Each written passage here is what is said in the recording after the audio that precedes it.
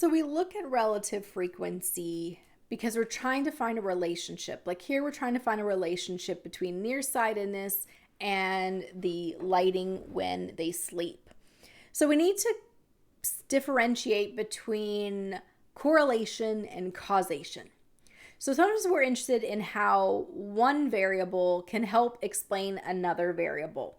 In this case, can the use of a nightlight or full light or darkness explain whether someone is going to become nearsighted? Now, it is possible that that sleeping environment causes nearsightedness. But we don't necessarily get that information simply from looking at this frequency distribution by looking at our table there. So it is possible that something is causing both, or that there's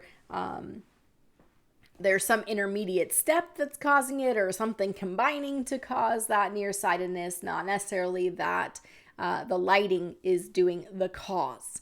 And so there's a relationship there, and we're trying to investigate that relationship. But we do need to be clear that as we identify that relationship, we don't necessarily know that one is causing the other. So ideally, what we want to be able to do is manipulate or change the value of what we call the explanatory variable or the predictor variable. And then we want to see a change in that response variable.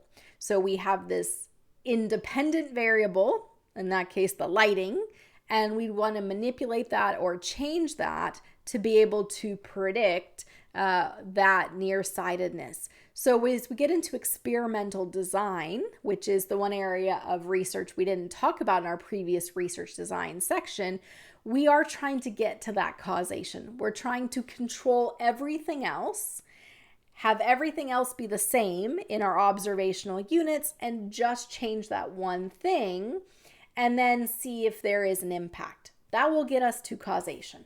But often in real life, it's lots of complicated things. There's lots of things impacting whether you're nearsighted, and we can't control every factor about people's lives. And so we can only find this potential relationship. We can't actually infer that it is the true cause, right? And so as we are looking at and describing our sample, we want to recognize that we are looking for relationships. We have explanatory variables. We're looking for how it impacts that response variable, or how the independent variable impacts the dependent variable, or how the predictor variable predicts what's going to happen with our other variable. All these words really are about just looking at for a relationship.